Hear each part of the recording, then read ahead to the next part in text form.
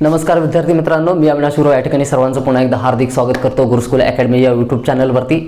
तर लास्ट पिरियडमध्ये भारतातील प्राकृतिक वनस्पतींच्या संदर्भात आपण काय व्यवस्थित संपूर्ण माहिती घेतलेली आहे। वनांचे एकूण प्रकार बघितलेले होते आणि त्यांचं वर्गीकरण भारतामध्ये कोणत्या कोणत्या क्षेत्रामध्ये आणि त्याच पर्टिक्युलर क्षेत्रामध्ये का बरं आहे त्या वनांच्या प्रकारांच्या संदर्भात आपण त्यांच्या वैशिष्ट्यांवरती काय व्यवस्थित चर्चा केलेली आहे।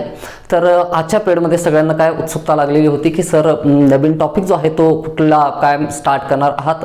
तर परीक्षेच्या दृष्टिकोनातून ज्या घटकावरती काय नेहमी कोणताही पेपर असेल 100% प्रश्न विचारलेला असतो, या घटकावरती प्रश्न आजपर्यंत विचारला गेलेला नाही असा एक सुद्धा पेपर झालेला नाही, तर तो आहे खनिजांच्या संदर्भात।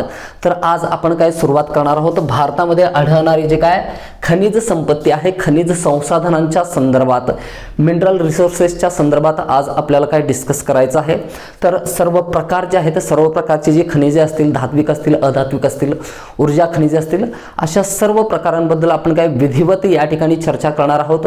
तुम्हाला नोट्स लिहून घेता येतील, तुमचा व्यवस्थित या ठिकाणी काय प्रिपरेशनसाठी तुम्हाला काय नोट्स लिहून काढता येतील अशा पद्धतीने काय एक एक घटक आपण समजावून घेणार आहोत। अगदी बेसिक पासून बरेच पुस्तके मी चाललेली आहेत दर्जेदार असलेली मार्केटमधली, या ठिकाणी काय जे विद्यार्थ्यांना जे रिकमेंड केले जातात अशा दर्जेदार पुस्तकांमध्ये बघितलेलं आहे। बेसिक माहिती जी आहे तर त्या ठिकाणी तुमची समज विकसित होईल अशा प्रकारची माहिती त्या ठिकाणी दिलेली नसते। एकूण एक प्रकारे असं समजलं जातं की तुम्हाला त्या बेसिक गोष्टी माहिती आहेत हे समजून त्या ठिकाणी काय जो काही डेटा असतो, जे काही इन्फॉर्मेशन असते ती दिलेली असते। तर पुस्तक ज्या ठिकाणी कमी पडतात तर त्या ठिकाणी गुरुकुल अकॅडमी कमी पडणार नाही। इनडायरेक्टली मी तुमच्यासोबत काय कायम असेल, तुम्हाला फक्त या ठिकाणी काय करायचं आहे सातत्यपूर्वक नोट्स बनवायचे, अभ्यास करायचा आहे आणि या ठिकाणी परीक्षेच्या तयारीची जबाबदारी माझ्यावरती ठेवा। फक्त कष्ट करण्याचे काय या ठिकाणी काय शाश्वत प्रयत्न जे आहेत तुम्हाला करायचे, याच्या व्यतिरिक्त दुसरं काही करायचं नाही। तर व्हिडिओवरती काय बनवून राहा या ठिकाणी। तर आपण आज सुरुवात करणार आहोत भारतातील जी खनिज संपत्ती आहे, तर खनिज संसाधनांच्या संदर्भात आपल्याला आज काय विधिवत या ठिकाणी काय अभ्यास काय पूर्ण करायचा आहे। चला तर मग सुरुवात करू। तर सगळ्यात अगोदर या दोनही शब्दांचा काय व्यवस्थित काय अर्थ लक्षात घेत असताना आपल्याला बघायचं आहे की संसाधने कशाला म्हणतो आपण, संसाधन काय असतं, रिसोर्सेस कशाला म्हणतात। तर रिसोर्सेस म्हणजे असा घटक आहे या पृथ्वी तलावरती उपलब्ध असलेला काय तो निसर्गतः उपलब्ध असेल किंवा आपण आर्टिफिशियली तयार केलेला असेल, कुठलाही घटक असेल, जसं की पाणी आहे, जसं की खडक आहे, जसं की माती आहे, कुठलाही जंगल आहे, वनस्पती आहे, प्राणी आहे, असा कोणताही घटक त्या घटकाच्या संदर्भात जर आपल्याला त्याचे उपयोग काय आहेत, त्याचे काय फायदे काय आहेत आणि त्याचे तोटे काय आहेत याच्याबद्दलचं ज्ञान आपल्याजवळ आहे आणि त्याचा उपयोग करून घेण्याच्या संदर्भात तंत्रज्ञान आपण विकसित केलेलं आहे किंवा त्याचा उपयोग करून घेण्यासाठीची काय कला आपल्याजवळ जर असेल तर त्या घटकाला आपण काय म्हणू शकतो, संसाधन असं म्हणू शकतो। समजा एखादा काय खडक पडलेला आहे किंवा खनिजाचा एखादा काय तुकडा पडलेला आहे, खनिज म्हणजे ॲक्च्युअलमध्ये ते खडक असतं, त्याचं निष्कर्षण केल्याच्या नंतर आपल्याला काय ते खनिजाच्या स्वरूपात किंवा धातू अधातूच्या स्वरूपात काय उपलब्ध होतं। समजा एखादा काय दगड आहे तर त्या दगडाचा उपयोग काय आहे आपल्याला काय माहिती नाही, किंवा असं कालांतराने काय झालं त्या दगडाचे उपयोग काय काय आहेत, त्या दगडाचे काय फायदे काय आहेत आणि तोटे काय आहेत ते आपल्याला माहिती झालं, तोपर्यंत सुद्धा आपल्याला त्याला काय संसाधन म्हणून त्याला काय मोजता येत नाही, संसाधनामध्ये काय त्याचा काय समावेश करता येत नाही। जर आपण असं तंत्रज्ञान, आपण अशी काय कला विकसित केलेली आहे की त्याचा उपयोग आपल्याला काय करून घेता येतो, तर कोणत्याही काय फायद्यासाठी काय केल्या जाणार काय गोष्टींमध्ये ज्या गोष्टींचा उपयोग केला जातो, समजा आपल्याला काय एखादा हत्यार तयार करायचा आणि त्याच्यासाठी त्या खडकाचा वापर करता येतो, आपल्याला धातू मिळवायचा आहे, त्या खडकातून आपल्याला काय धातू मिळवता येतो आणि त्या दृष्टिकोनातून आपण ते तंत्रज्ञान विकसित केलेलं आहे। तर एकूणच असं म्हणता येतं पृथ्वी तलावरील काय कोणताही घटक असेल, पाणी आहे, पाण्याचे फायदे माहिती आहेत, पाण्याचे तोटे माहिती आहेत, त्याचा उपयोग कसा करायचा याविषयीचं तंत्रज्ञान आपण जर काय विकसित केलेलं असेल आणि त्याचा उपयोग आपण जर काय करत असलो तर त्या घटकाला आपण काय म्हणतो, संसाधने म्हणतो। तर अशी खूप सारी नैसर्गिक संसाधने आपल्याजवळ उपलब्ध असतात, जसे की प्राणी असतील, वनस्पती असतील, खडक आहे, त्याच्यानंतर माती आहे, त्याच्यानंतर या ठिकाणी काय आणखीन बहुत सारे म्हणजे काय प्रत्येक घटक आपल्याला जो दिसतो पृथ्वी तलावरती तो प्रत्येक या ठिकाणी आज रोजी संसाधन आहे असं म्हणता येतं। कुठलाही घटक या ठिकाणी काय निरुपयोगी नसतो. तर त्याच्यानंतर आपल्याला बघायचं आहे खनिज कशाला म्हणतात. आता विज्ञानाच्या भाषेमध्ये जर बघितलं, पृथ्वी तलावरली काय प्रत्येक गोष्ट जी आहे तर ती कुठल्या काय तत्वापासून बनलेली आहे. आणि असे एकूण किती तत्व आहेत हे पिरियडिक टेबलमध्ये आहेत, काही नॅचरल आहेत, काही आर्टिफिशियल आहेत. मला सांगायचे तत्व म्हणजे कशाला म्हणतो आपण, एलिमेंट ज्याला म्हणतो, मूलद्रव्य ज्याला म्हणतो. तर या मूलद्रव्यांचंच काय या ठिकाणी वर्गीकरण काय पिरियडिक टेबलमध्ये केलेलं आहे. Not a science lecture. मात्र आपल्याला एक स्टुडंट या नात्याने तुम्हाला काय जिओग्राफी शिकत असताना सायन्सचे कन्सेप्ट सुद्धा काय क्लिअर पाहिजे. किती या ठिकाणी काय नैसर्गिक काय मूलद्रव्य आहेत आणि किती मानवनिर्मित मूलद्रव्य आहेत हे कमेंट बॉक्समध्ये काय कळवायचं. आज फर्स्ट क्वेश्चन आहे तुमचा. बघा, ही मूलद्रव्ये, समजा एक मूलद्रव्य आहे काय हायड्रोजन आहे, त्याच्यानंतर दुसरा एक मूलद्रव्य आहे काय फेरस आहे, ऑक्सिजन आहे. या ठिकाणी ही सर्व मूलद्रव्य आहेत. मूलद्रव्य ज्यावेळेस काय एकत्र येतात, वेगवेगळी मूलद्रव्य असतील किंवा एकाच प्रकारची मूलद्रव्य ज्यावेळेस काय एकत्र येतात तेव्हा काय तयार होतो, संयोग तयार होतो.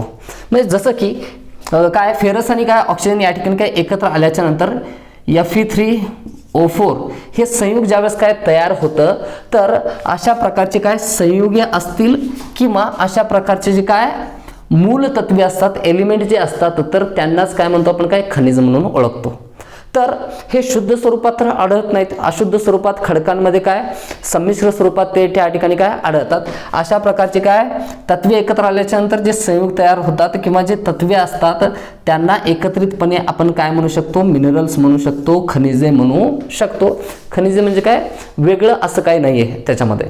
बघा, तर खनिजांचे प्रकार ज्यावेळेस आपण बघणार त्याच्यामध्ये काय एक्झाम्पल ज्यावेळेस आपण बघतो त्यावेळेस आपल्या लक्षात येईल. जेव्हा एक्झाम्पल सांगायला काय तुम्हाला सुरुवात करेन मी, तर त्यावेळेस काय या मूलद्रव्यांपासूनच या सर्व खनिजांची निर्मिती कोणत्या पद्धतीने झालेलं आहे हे त्यावेळेस काय तुम्हाला पटेल. आता फक्त एवढीच गोष्ट लक्षात घ्या की मूलद्रव्ये जे आहेत पृथ्वी तलावरती काय उपलब्ध असलेली किंवा एकपेक्षा अधिक मूलद्रव्ये एकत्र येऊन जी संयुगे तयार झालेली, तर त्या मूलद्रव्यांना आणि संयुगांनाच काय म्हणलेलं आहे, खनिजे असं म्हणलेलं आहे.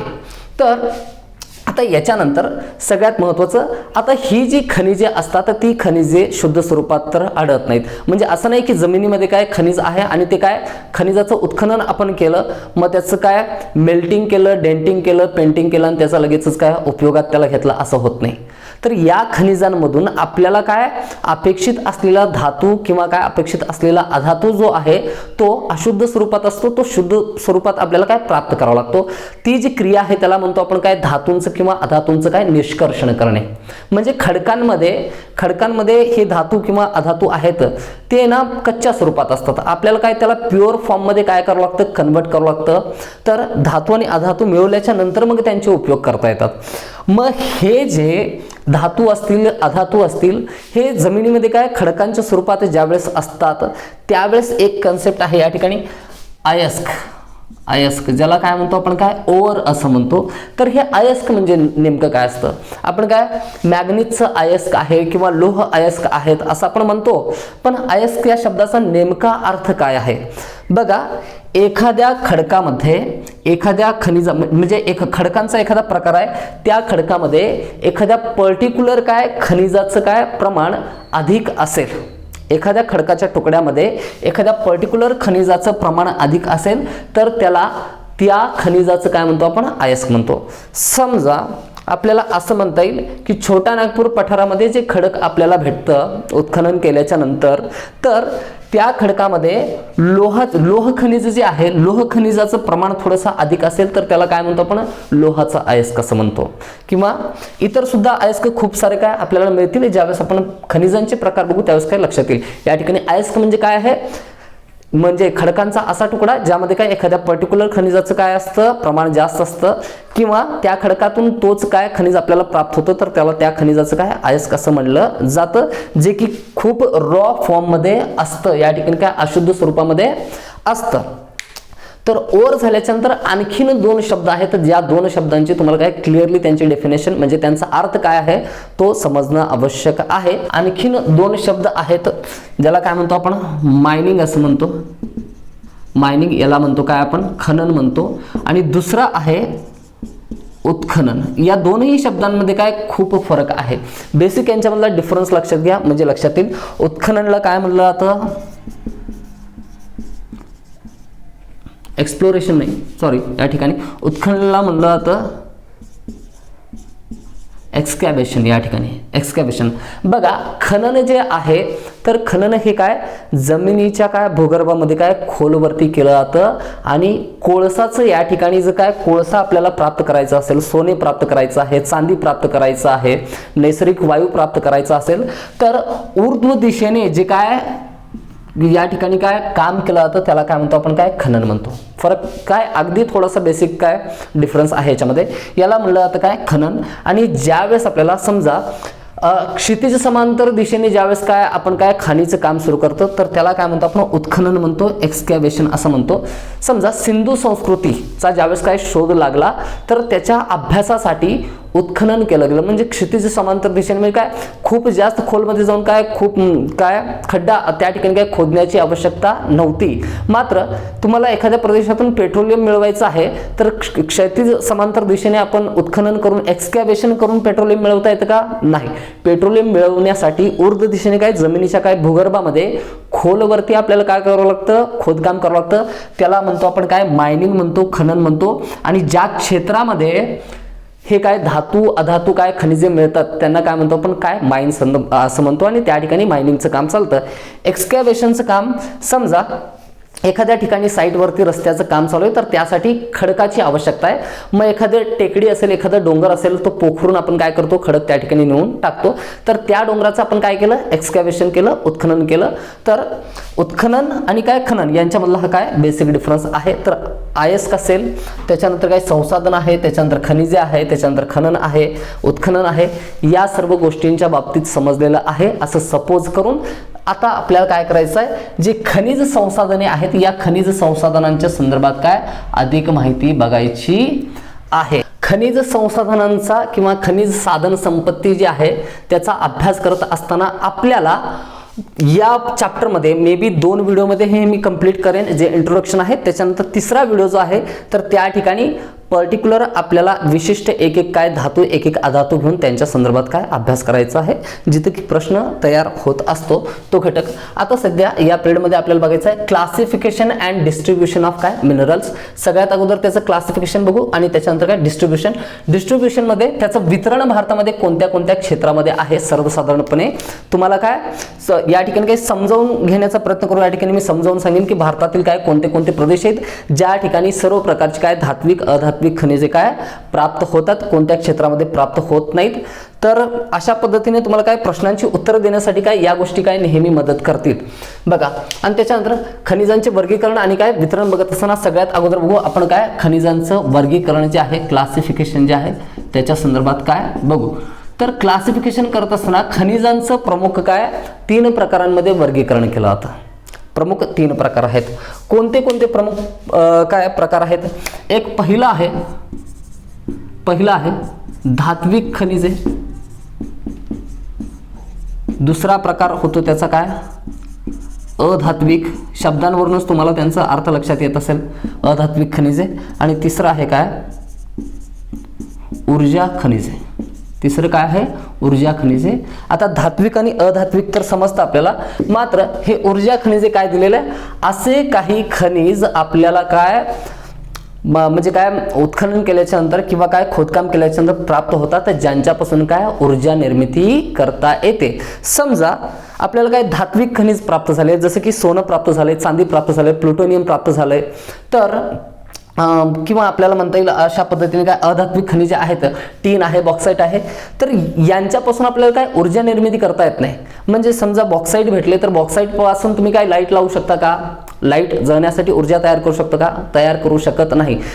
त्या बॉक्साईटचंच काय निष्कर्षण करण्यासाठी आपल्याला काय ऊर्जेची आवश्यकता असते. समजा एखादा आपलं काय सोनं चांदी भेटलंय त्याच्यापासून आपण काय फॅन चालू करू शकतो का? नाही. मात्र काही खनिजे असतात जी काय ऊर्जा खनिजे म्हणून ओळखली जातात. म्हणजे त्यांचं दोहन करून म्हणजे त्यांचं ज्वलन घडवून आणून आपल्याला त्यांच्यापासून काय ऊर्जा प्राप्त करता येते. जसे की काही जीवाश्म इंधने आहेत, काही आण्विक इंधने आहेत.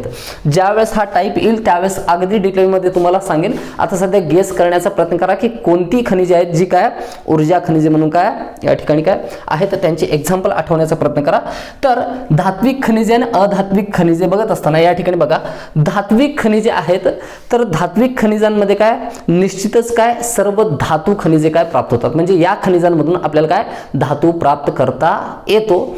म्हणजेच धातूंमध्ये आढळणारे जे गुणधर्म आपण काय विज्ञानाचा अभ्यास करत असताना काय अभ्यासतो, कोणते कोणते, तन्यता असतील, वर्धनीयता आहे म्हणजे लवचिकपणा आहे, हे जे गुणधर्म आहेत, हाय मेल्टिंग पॉइंट असेल, तर हे सर्व गुणधर्म कोणत्या या धातूंमध्ये आढळतात, म्हणजे धात्विक खनिजांमध्ये आढळतात. आणि ठिसूळपणा जो असतो म्हणजे यांच्यावरती आघात केल्याच्या नंतर हे भंगूर पावतात.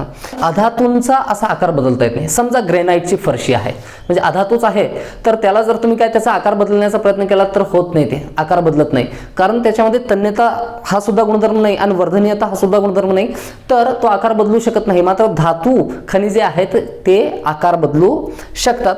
तर हा बेसिक डिफरन्स यांच्यामधला अशा पद्धतीने सांगता येईल. तुम्हाला समजण्यासाठी या एक्झाम्पलचा मी काय या ठिकाणी वापर करतोय. बघा, धात्विक खनिजे आणि दुसरा प्रकार होता अधात्विक खनिजे. त्याच्यानंतर ऊर्जा खनिजे जे आहेत, तर यांच्यापासून अशी खनिजे ज्यांच्या ज्वलनातून आपल्याला काय ऊर्जा प्राप्त करता येते, जसं की दगडी कोळसा असेल, पेट्रोलियम आहे, प्राकृतिक गॅस आहे म्हणजे ज्याला काय नॅचरल गॅस असं म्हणतो. तर ही झाली यांची काय एक्झाम्पल्स. धात्विक खनिजांमध्ये आपल्याला सांगता येईल की धात्विक खनिजे ही जी आहेत, आता कोणत्या कोणत्या क्षेत्रामध्ये काय आपल्याला हे प्राप्त होतात. धात्विक खनिजे जी आहेत तर ती आपण याच्या अगोदर बघितलं होतं, खडकांचे जे प्रकार आहेत.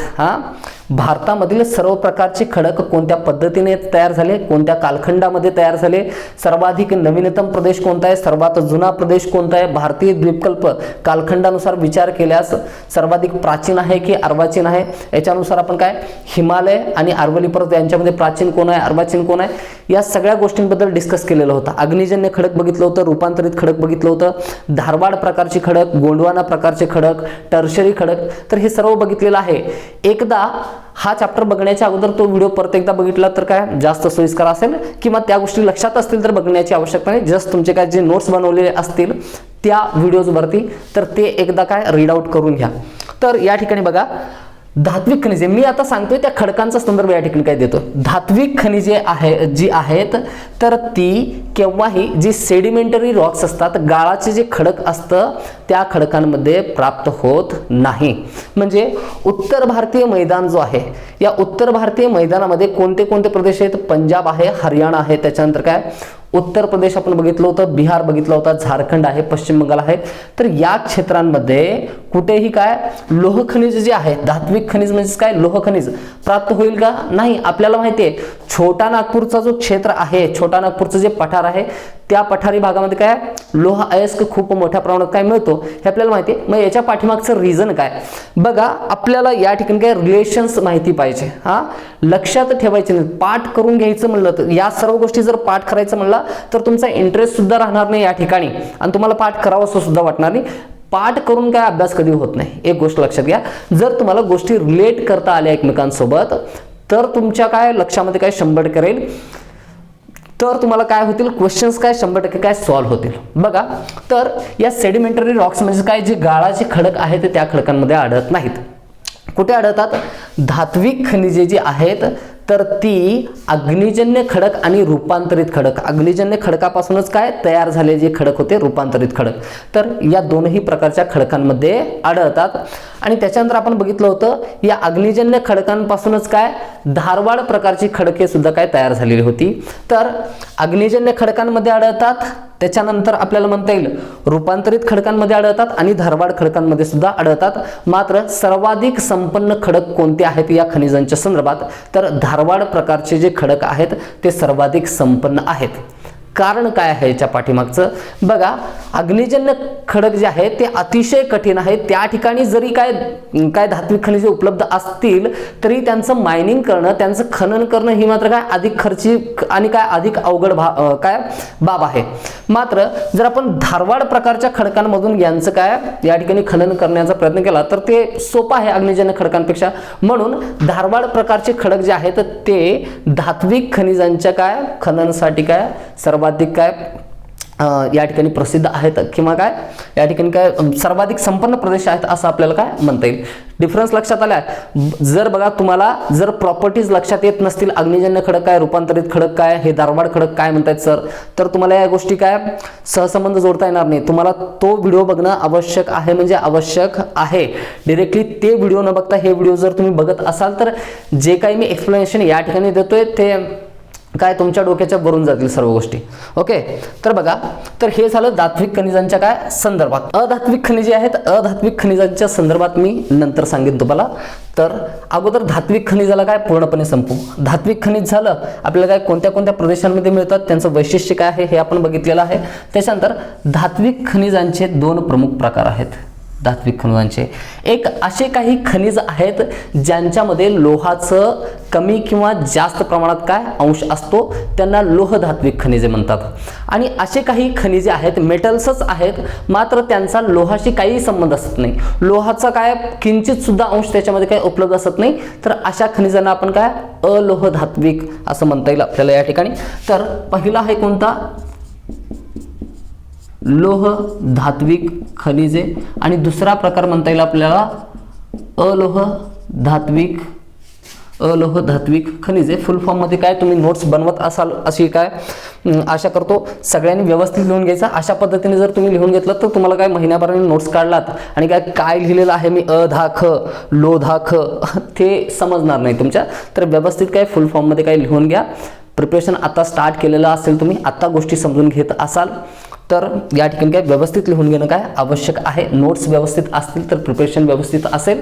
आणि काय परत काय वेगवेगळे काय संसाधन काय शोधत बसायची आवश्यकता नाही.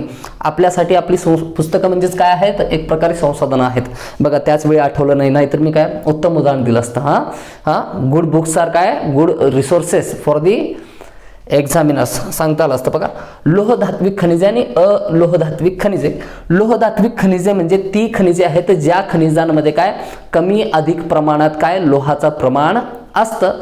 तर अशी कोणती खनिजे आहेत ज्यांच्यामध्ये काय लोहाचं प्रमाण आहे, आपल्याला काय ही एक्झाम्पल्स माहिती पाहिजे. बघा या ठिकाणी ही सर्व खनिजे आहेत तर तो चुंबकत्वाचा काय गुणधर्म दर्शवतात.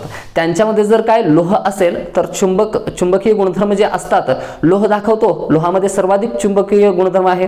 तर ज्या अयस्कांमध्ये ज्या खनिजांमध्ये काय लोह असेल ते काय चुंबकत्व गुणधर्म तर ऑब्विसली दाखवतील. तर कुठले आहेत या ठिकाणी एक्झाम्पल्स लिहायचं सगळ्यांनी. या ठिकाणी मॅग्नीज आहे, त्याच्यानंतर काय कोबाल्ट आहे, त्याच्यानंतर निकेल आहे, त्यानंतर टंगस्टन आहे, त्याच्यानंतर या ठिकाणी आयरन म्हणता येईल, आयरन आहे, त्याच्यानंतर काय क्रोमियम झाला, कोबाल्ट झालाय, क्रोमियम सुद्धा काय या ठिकाणी याच्यामध्ये ऍड करायचं आहे. तर हे सर्व जे लोहधात्विक खनिजे आहेत तर ते काय चुंबकत्वाचा काय गुणधर्म किंवा चुंबकीय गुणधर्म काय दर्शवतात. मात्र आता असे धात्विक खनिजे जे काय अलोह आहेत, म्हणजे काय ज्याच्यामध्ये काय लोहाचा बिलकुल अंश असत नाही, तर असे एक्झाम्पल कोणते आपल्याला सांगता येईल. बघा, सोना आहे, चांदी आहे, प्लॅटिनम आहे, कॉपर आहे, जस्त आहे, त्याच्यानंतर या ठिकाणी आपल्याला सांगता येईल शिसे आहे, बॉक्साईट आहे आणि काय टीन, हे सुद्धा या ठिकाणी आपल्याला काय ऍड करता येतील. जे सांगितले ते काय सगळे लिहून घ्यायचे. कुठले शिसे आहे, त्याच्यानंतर काय बॉक्साईट सांगितलंय, बॉक्साईट, त्याच्यानंतर या ठिकाणी काय सोने सांगितलंय, चांदी सांगितलेलं आहे आपण, प्लॅटिनम सांगितलेलं आहे, त्याच्यानंतर कॉपर सांगितलं, जस्त सांगितलं, त्याच्यानंतर काय टीन सांगितलं. तर हे सर्व काय लिहून घ्यायचे आहेत. बघा या ठिकाणी जे टंगस्टन आपण बघितलं लोहधात्विक खनिजामध्ये सर्वाधिक काय लोकप्रिय त्याचा उपयोग काय मला कमेंट बॉक्समध्ये कळवायचं. सायन्समध्ये काय नेहमी प्रश्न विचारला जातो, टंगस्टनचा उपयोग सर्वाधिक लोकप्रिय उपयोग कोणत्या ठिकाणी केला जातो हे सांगायचं आहे. त्याच्यानंतर या ठिकाणी बॉक्साईट पासून काय कोणतं खनिज मिळवलं जातं, कोणता काय धातू मिळवला जातो बॉक्साईट पासून, हे सुद्धा काय सांगायचं आहे. खूप साऱ्या प्रश्नांमध्ये खूप वेळा प्रश्न विचारले गेलेले आहेत, आपल्याला माहीत सुद्धा असतं, मात्र आपण लक्ष देत नाही आणि परीक्षेमध्ये परत तो प्रश्न विचारला गेला तर आपल्याला उत्तर त्या ठिकाणी येत नाही. या ठिकाणी मी सांगतोय तर काय याच्याकडे काय व्यवस्थित लक्ष द्यायचं आहे, नोट्समध्ये ऍड करून घ्यायचं आहे. जे कमेंटमध्ये तुम्ही कळवतात त्या सुद्धा गोष्टी तुमच्या नोट्समध्ये तुम्ही ऍड करून ठेवायच्या आहेत. तर यांच्यामध्ये लोहाचं प्रमाण बिलकुल असत नाही, म्हणून हे जे काय अलोह धात्विक खनिजे आहेत ते चुंबकीय गुणधर्म दर्शवत नाहीत.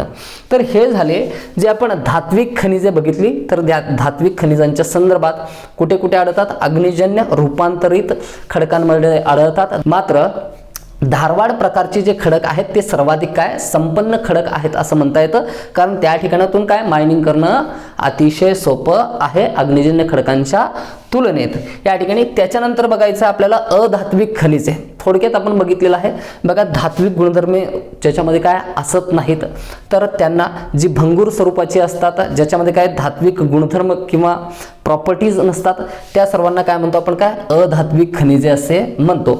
आता ही अधात्विक खनिजे जी आहेत तर ती भारताच्या कोणत्या प्रदेशामध्ये आढळतील, आपल्याला डिस्ट्रीब्युशन नंतर काय त्यांचं वितरण जे आहे नंतर बघायचं आहे. मात्र कोणत्या प्रकारच्या काय खडकांमध्ये बघा, ज्या ठिकाणी मी या ठिकाणी एक्झाम्पल सांगतो अगोदर काय अधात्विक खनिजांचे, मग कोणत्या प्रकारच्या काय खडकांमध्ये ते काय आढळू शकतात हे गेस करण्याचा प्रयत्न करा ज्यावेळेस मी काय एक्झाम्पल्स काय सांगेन तुम्हाला. तर याच्यामध्ये काय चुनखडक आहे, त्याच्यानंतर संगमरवर आहे, जिप्सम आहे, मीठ आहे, त्यानंतर झिंक आहे, पोटॅश आहे, त्याच्यानंतर या ठिकाणी आपल्याला काय म्हणतात डोलामाइट आहे. तर हे जे सर्व आहेत ज्यांच्यामध्ये काय अधात्विक गुणधर्मे असतात, तर ही सर्व खनिजे कोणती अधात्विक खनिजे म्हणून काय ओळखली जातात. तर हे सर्व ज्या ठिकाणी बघा गाळाचे जे खडक आहेत, म्हणजे गाळाचे खडक म्हणजे अग्निजन्य खडक असेल किंवा जे रूपांतरित खडक आहे किंवा धारवाड खडक आहे ज्यांची निर्मिती अगोदर झालेली होती, त्यांच्यानंतर गाळाचे काय खडक तयार झालेले आहेत. तर हा काय उत्तर प्रदेशमधला काय म्हणजे काय उत्तरी मैदानी प्रदेश जो आहे तर त्यातील थोडासा जो पठारी भाग असतो त्या भागामध्ये काय हे खडक आढळतात. तर या ठिकाणी असं म्हणता येईल, तर या खडकां म्हणजे काय अग्निजन्य खडकाच्या संदर्भात विचार करा. अग्निजन्य खडक असेल किंवा धारवाड खडक असेल तर यांच्यावरती वातावरणीय दाब असेल, हवामान असेल, उष्णता असेल, पर्जन्य असेल, काय वाहून जाणारं पाणी असेल, वारा असेल, यांच्यामुळं त्यांचा अपक्षय होऊन खूप मोठ्या प्रमाणात काय खडकांची काय तुटफूट होते आणि ते जी माती आहे ती वाहून जाते आणि काय करोडो वर्षापर्यंत काय दुसऱ्या ठिकाणी जाऊन काय विस्थापित होते आणि काय प्रक्रियेतील ज्या काही घडामोडी आहेत त्यांच्यामुळे त्याचं रूपांतर कशामध्ये होतं, खडकामध्ये होतं. त्याला गाळाचे खडक असं आपण म्हणलेलं होतं, ज्याला सेडिमेंटरी रॉक्स असं म्हणतो. तर याच गाळाच्या खडकांमध्ये सेडिमेंटरी रॉक्समध्ये हे जे आपण उदाहरण बघितले कुठले कुठले जिप्सम असेल, त्याच्यानंतर या ठिकाणी बघितले काय काय चुनखडक असेल, संगमरवर असेल, तर हे सर्व अधात्विक खनिजे सेडिमेंटरी रॉक्समध्ये उपलब्ध असतात. आता सेडिमेंटरी रॉक्स भारतामध्ये ज्या ठिकाणी असतील त्या ठिकाणी काय अधात्विक खनिजे, त्याच्यानंतर धारवाड प्रकारची खडक ज्या ठिकाणी असतील त्या ठिकाणी काय धात्विक खनिजे उपलब्ध होतात. तर स्पष्ट आहे या गोष्टी, अगोदरचे काय कन्सेप्ट क्लिअर असतील तर हा चॅप्टर तुमच्यासाठी काय अजिबात अवघड किंवा पाठांतराचा असणार नाही. मी गोष्टी व्यवस्थित रिलेट करण्याचा प्रयत्न करतो, तुम्ही फक्त काय समजून घेण्याचा प्रयत्न करा. ज्या ठिकाणी याचकिंचितही जर अडचण वाटली तर कमेंटमध्ये विचारा, निश्चितपणे काय तुमच्या प्रश्नांचं काय आन्सर दिलं जाईल. ओके, तर हे झाले अशा पद्धतीने धात्विक खनिजे काय अधात्विक खनिजांच्या संदर्भात काय संपूर्ण डिटेल आपण या ठिकाणी बघितलेले आहेत. नंतर एक एक धातू घेऊन एक एक अधातू घेऊन आपल्याला काय त्याच्यावरती काय व्यवस्थित चर्चा करायची आहे. त्याच्यानंतर नेक्स्ट आहे काय ऊर्जा खनिजे जी आहेत. बघा, ऊर्जा खनिजे म्हणजे अशी खनिजे ज्यांचं काय ज्वलन घडवून आणून आपल्याला त्यांच्यापासून काय ऊर्जा प्राप्त करता येते, ऊर्जा तयार करता येते. आता दोन प्रकारची काय ऊर्जा खनिजे आहेत, एक जीवाश्म इंधने आहेत आणि काही आण्विक इंधने आहेत. बघा, जे आण्विक खनिजे आहेत या आण्विक खनिजांपासून सुद्धा काय ऊर्जा प्राप्त करता येते. या ठिकाणी आपण लिहून घेऊ म्हणजे तुम्हाला काय लक्षात येईल. बऱ्याच काय विद्यार्थ्यांसाठी ज्यांच्यासाठी शब्द नवीन असतात त्यांना व्यवस्थित ऐकू येत नाही की नेमका उच्चार काय करतायत सर. मी पॉसिबल होईल तेवढ्या गोष्टी या ठिकाणी काय सगळ्या गोष्टी तर काही लिहून देणं शक्य नाहीये, पण महत्त्वाच्या सर्व असलेल्या गोष्टी मी तोंडी सांगतोय त्याच पद्धतीने तुम्हाला काय नोट्स बनवायचे आहेत. बघा, नेक्स्ट हेडिंग टाकायचे ऊर्जा खनिजे. ऊर्जा खनिजांमध्ये आपल्याला असं सांगता येईल की ज्या खनिजांपासून काय ऊर्जा तयार करता येते त्यांना ऊर्जा खनिजे असं म्हणतो. हे सिंपल आहे, याच्या बाबतीत काय खूप काही एक्सप्लेनेशन बघण्याची आवश्यकता नाही. ऊर्जा खनिजे जी आहेत तर ती अग्निजन्य खडकांमध्ये सुद्धा पाहायला मिळतात आणि गाळाचे जे खडक आहे त्या गाळाच्या सेडिमेंटरी रॉक्समध्ये सुद्धा काय पाहायला मिळतात. बघा, गाळाच्या खडकामध्ये जे आपल्याला काय खनिजे मिळतात तर त्यांना म्हणतो आपण काय जीवाश्म इंधने. तर यांना काय म्हणतो आपण काय फॉसिल फ्युल. खूप खूप वर्षां अगोदर ज्या ठिकाणी काय जंगलांचा विकास झालेला होता, करोडो वर्षांपूर्वीची काय मी गोष्ट करतो या ठिकाणी. निश्चित आपल्याला काय कालावधी सुद्धा सांगता येणार नाही. हा, खूप करोडो वर्षांपूर्वी ज्यावेळेस काय भूगर्भिक हालचाली झाल्या आणि जंगले गाडली गेली काय जमिनीच्या खाली, त्याच्यावरती काय जे अग्निजन्य खडक आहे किंवा धारवाड खडक आहे, तर या खडकांचे काय, या खडकांपासून काय वाहून आलेली जी माती आहे त्यांच्यावरती काय झाकली गेली आणि अशा पद्धतीने त्याच्यावर काय मातीचे थर काय वाढत गेले आणि त्याचं रूपांतर कशामध्ये झालं, खडकांमध्ये. तर त्या खडकाला काय म्हणतो आपण, काय सेडिमेंटरी रॉक्स. तर अशा प्रकारच्या गाळांच्या खडकांच्या काय खाली जेव्हा आपण काय मायनिंग करून पोहोचतो, भूगर्भामध्ये काय खूप खोलीपर्यंत पोहोचतो, ज्यावेळेस आपल्याला ते काय गाडली गेलेली जंगले त्या ठिकाणी भेटतात, तर त्या ठिकाणी जे जंगल आहे तर त्यांचं रूपांतर म्हणजे काय, एक अगदी मी प्रक्रिया पूर्णपणे सांगेन कोणत्या पद्धतीने काय त्या ठिकाणी काय सर्व जीवाश्म इंधने आपल्याला प्राप्त होतात. 3 प्रमुख जीवाश्म इंधने आहेत. कोणते कोणते? एक आहे कोळसा, दुसरा आहे पेट्रोलियम आणि तिसरा आहे प्राकृतिक गॅस, ज्याला नॅचरल गॅस म्हणतो. प्राकृतिक गॅस ज्याला की आपण काय म्हणतो, नॅचरल गॅस म्हणतो. तर ही जीवाश्म इंधने त्या ठिकाणी आपल्याला काय मिळतात. तर यांच्या निर्मितीसाठी जीवजंतू असतील किंवा वनस्पती असतील असे सर्व घटक काय गाडले गेल्यामुळे काय जमिनीच्या भूगर्भामध्ये यांचं रूपांतर कोळशामध्ये, पेट्रोलियममध्ये आणि काय जे नॅचरल गॅस असतं त्याच्यामध्ये झालेलं असतं. यांची रचना कोणत्या पद्धतीने असते भूगर्भामध्ये ते सर्व गोष्टी मी सांगेन. त्याच्यानंतर डिझेल असेल, केरोसिन असेल, त्याच्यानंतर काय डांबर असेल, या सर्व गोष्टी कुठून मिळतात हे सुद्धा मी तुम्हाला सांगेन. पेट्रोलियम पासून त्यांचं या ठिकाणी काय प्राप्त केले जातात. सध्या एवढंच लक्षात ठेवा की जे गाळाचे खडक आहे, गाळाच्या खडकामध्ये जीवाश्म इंधने मिळतात ज्यांना की आपण काय ऊर्जा खनिजे म्हणतो. कोणती कोणती ऊर्जा खनिजे आहेत? दगडी कोळसा आहे, त्याच्यानंतर पेट्रोलियम आहे, त्याच्यानंतर प्राकृतिक गॅस आहे. त्याच्यानंतर अग्निजन्य खडकांमध्ये आणखीन एक प्रकार आहे कोणता? आण्विक इंधने. आणखीन एक प्रकार कोणता आहे? आण्विक इंधने. तर अग्निजन्य खडकांमध्ये आढळणारी जी ऊर्जा खनिजे आहेत ती आहेत आण्विक इंधने. तर या आण्विक इंधनामध्ये बेरिलियम आहे, त्याच्यानंतर थोरियम आहे, त्याच्याने प्लुटोनियम आहे, युरेनियम आहे. तर ही सर्व आण्विक इंधने आहेत. त्याच्यानंतर ग्रॅफाइट सुद्धा आहे. तर या सर्वांचा समावेश कुठं होतो? आण्विक इंधनांमध्ये. कशाचा? Uranium, plutonium, thorium, barium, graphite या सगळ्यांपासून काय आपल्याला ऊर्जा तयार करता येते, एनर्जी आपल्याला काय प्रोड्यूस करता येते. म्हणून त्यांना काय म्हणलेलं आहे? ऊर्जा खनिजे असं म्हणलेलं आहे. तर हे प्रमुख प्रकार आहेत जे की आपण आज बघितलेत. तर हे अशा पद्धतीने काय जी खनिज संसाधने आहेत त्यांचं क्लासिफिकेशन या स्वरूपात आहे.